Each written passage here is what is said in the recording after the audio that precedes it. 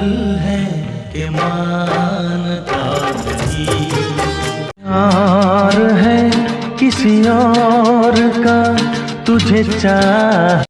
अस्सलाम वालेकुम। आज आपने गाने सुन लिए होंगे जो शुरू में मैंने चलाए, इंडियन फिल्म के थे।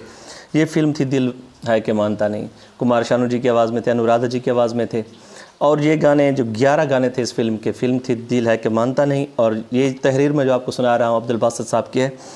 और इस फिल्म के जो गीत थे उनमें जो बड़े हिट हुए उनमें सपनों के सदागर, दिल है कि मानता नहीं, तू प्यार है किसी और का, अदाएं भी मोहब्बत भी, तू प्यार है किसी और का। पाकिस्तानी एक अपना शायर थे सलीम कौसर साहब, उनकी लिखी हुई गज़ल तू प्यार है किसी और का, ये काफ़ी था उस गज़ल से मैं ख्याल हूँ किसी और का, मुझे सोचता कोई और है, जिसे मेहदी हसन खान साहब ने गाया, नुसरत अली खान साहब ने, फरीदा खान ने, पाकिस्तान के बड़े लेजेंड जितने फ़नकारों ने गाया था। इस फिल्म के गाने लिखे थे समीर ने, फैज़ अनवर, रानी मलिक और अज़ीज़ ने। ये 4-5 शायर थे। हमेशा से फिल्म के गाने एक शायर लिखता है, ये 2 लिखते हैं, यहाँ पे 4 थे।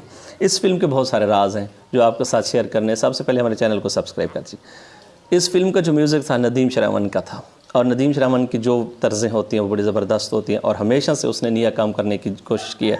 और उस वक्त कुमार शानू जी की बड़ी डिमांड थी, क्योंकि उस वक्त कुमार शानू की फ़िल्म आशिकी आ चुकी थी, और आशिकी का जो दौर था वो उस फिल्म के दौर को, उस वक्त नौजवान सारे जिस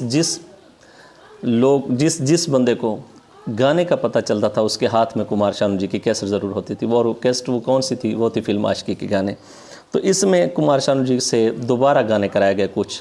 पहले इसको बाबला मेहता एक उनको गुलकार है, उन्होंने गाया, तो उनसे फिर गवाया गया कुमार शानू से, और कहा गया कि मार्केट की वैल्यू ये है कि कुमार शानू जी को सुना जाता है और उस गुलकार को कोई नहीं जानता। फिर गाने रिकॉर्ड किया, और अनुराधा जी की सुरीली और मीठी मीठी आवाज़ और कुमार शानू जी की गहराई वाली सुर। और कुमार शानू जी को अगर सुना जाए तो 2 बातें सामने आती। एक तो माजी के जो हमारे गुलकार थे किशोर कुमार, जिनको ये कॉपी करते हैं, कभी कभी तो उनकी याद ताज़ा हो जाती है। और कुमार शानू जी बड़े सुरीले से सिंगर हैं। अगर मैं ये बात कहूँ कि कुमार शानू जी की आवाज़ किशोर कुमार से ज़्यादा सुरीली है तो झूठ ना होगा। अंदाज़ उन्हीं का है लेकिन उनसे सुरीले ज़्यादा हैं। तो फिल्म की तरफ आते हैं। फिल्म ने बड़ा अच्छा बिज़नेस किया, और अच्छा बिज़नेस की बात ये है कि ये फ़िल्म पाकिस्तान में आज भी देखी जाती है, दुनिया भर में आज भी देखी जाती है। हिंदुस्तान में जो नौजवान हैं इसको आज भी देखते हैं और इसको पसंद करते हैं। फिल्म में जो पूजा भट्ट ने किरदार किया था, कुछ ना के दिन ये कहते हैं कि पूजा भट्ट से श्रीदेवी से कराया जाता है, माधुरी दीक्षित से कराया जाता, लेकिन कुछ लोग कहते हैं कि पूजा भट्ट बहुत उसने अच्छा किया, और लोग पूजा भट्ट का, क्योंकि पूजा भट्ट के कैरियर की ऐसी फिल्में हैं जब उन्होंने आर्ट दिखाई, फ़न दिखाया, डांस नहीं, सिर्फ गाने नहीं बल्कि काम किया, और काम को बहुत ज़्यादा पसंद किया गया उनके, और लोग उनको पसंद भी करते हैं। बहुत सारी फिल्मों में उसका, जिसमें कुमार शानू जी के गाने भी बहुत शामिल होते थे, और बहुत अच्छा आर्ट तरह की फ़िल्में होती थी। तो यहाँ पे उनके गाने भी, फिल्म के जो 11 गाने थे उन 11 गानों में हिट हुए, जो उनमें सपनों के सौदागर, अदाएं भी, मोहब्बत भी, दिल है कि मानता नहीं, तो प्यार है किसी को, दिल है कि मानता नहीं, आज तक भी लोग सुनते। मुझे कॉलेज की बात याद आ रही है, हम जब कॉलेज में थे तो उस वक्त हमारे प्रोफेसर साहब थे, वहाँ गेम हो रही थी, तो उस वक्त जो डेक पे गाने चलाए जाते थे, तो साउंड पे गाने चलाए जाते थे, तो उस वक्त ये गाना चल रहा था, और लोग झोंकदार गानों को सुनने के लिए उनको माजी याद आ रहा था, क्योंकि कुमार शानू जी की आवाज़, वो फिल्म का दौर, वो सब चीज़ें इकट्ठी होकर हर किसी की जो म्यूज़िक से वाबस्ता यादें वो ताज़ा हो जाती थी। फिल्म दिल है कि मानता नहीं 1991 में रिलीज़ होती है, और जब ये फिल्म रिलीज़ उस वक्त वीसीआर का दौर था। लोग वीसीआर किराए पर ले आते जाते, वो गानों को पीछे करके देखना, वो फिल्म को मुकम्मल तौर पर देखना, एक एक चीज़ को देखना। आज जिस तरह के हम टिक टाक पे बैठकर बस ऐसे ऐसे भगा रहे होते हैं, आगे की तरफ आगे चलें, और रात गुजर जाती है, हम ना तो मुतमईन होते हैं और ना वो वीडियोज़ ख़त्म होते, पैकेज ख़त्म हो जाता है। इस तरह का मसला तो था नहीं। और एक और बात भी थी, उस वक्त जो हम गाने सुनते या वीसीआर पे देखते तो उसका ये था कि सुबह किराया देना है, रात में जो कोई देखना है देख लेना, सुबह तक चलाते रहना, उसको देखते रहना। ये वो दौर था, और उस वक्त लोग जिस हीरो को देखते थे उसी की कॉपी करते थे, क्योंकि ऐसा दौर था, सुनहरी दौर था कि लोग दुनिया को उस वक्त देख रहे थे। यानी पहले टेलीविज़न पे जो कुछ दिखाया जाता था अपने मुल्क का था, जब वीसीआर आया तो हम बैरून मुल्क की चीज़ें देख सकते थे, हिंदुस्तान की फ़िल्म देख सकते थे, हॉलीवुड की फ़िल्म देख सकते थे। लेकिन जब उस दौर में खड़े थे, उस दौर में मॉडर्न से हीरो आ गए, अच्छा लैब का रिज़ल्ट, कैमरे का अच्छा रिज़ल्ट, और साउंड ट्रैक अच्छा। जब उस वक्त गाने हिंदुस्तान के आए तो उस वक्त पाकिस्तान में जदीद टेक्नोलॉजी नहीं थी, सिंगर बहुत अच्छे थे, यहाँ पे म्यूज़िक डायरेक्टर बहुत अच्छे थे, लेकिन हमारे पास मशीनरी नहीं थी रिकॉर्डिंग वाली वैसी। तो उनके पास सब कुछ था। वो उसको सामने रख कर जब गाना बनाते तो जिस तरह हमारे पॉप म्यूज़िक वाले गुलकार आए, जिस तरह अली ज़फ़र आया, जिस तरह जुनैद जमशेद आया, बहुत सारे बड़े बड़े नाम हैं पाकिस्तान में पॉप सिंगर। सलीम साहब आए, सलीम जवेद आए, मोहम्मद अली शैकी आए, अरशद महमूद आए, बहुत सारे सिंगर आए, तहसीन जवेद आए।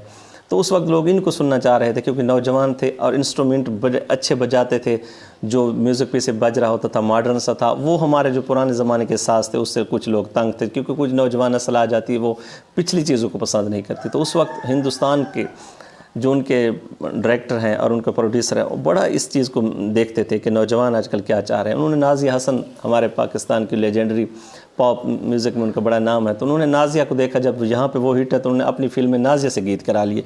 ये तो हिंदुस्तानी वैसे भी करते हैं हमारे, कभी राहत फ़तेह अली ख़ान को लेकर, कभी आतिफ़ असलम को लेकर, कभी रेशमा जी को लेकर। चलो रेशमा जी से ना गवा सके तो फिर क्या हुआ कि अपनी गुलकारा से उनके गाने को कॉपी करा लिया। इस तरह बहुत कुछ होता रहा है।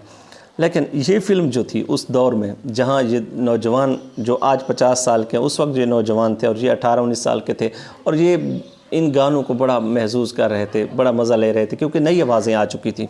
कुमार शानू जी की आवाज़ बिल्कुल नई थी उस वक्त। पहले लोग उन कुमार शानू जी, रफ़ी साहब को, लता जी को सुन रहे थे। अब अनुराधा आ गई और इधर कुमार शानू, उदित नारायण, इस तरह की नई नई आवाज़ें आ चुकी थी। अभिजीत की आवाज़ थी, अभिजीत की आवाज़ में बड़ा सॉफ्टनेस थी।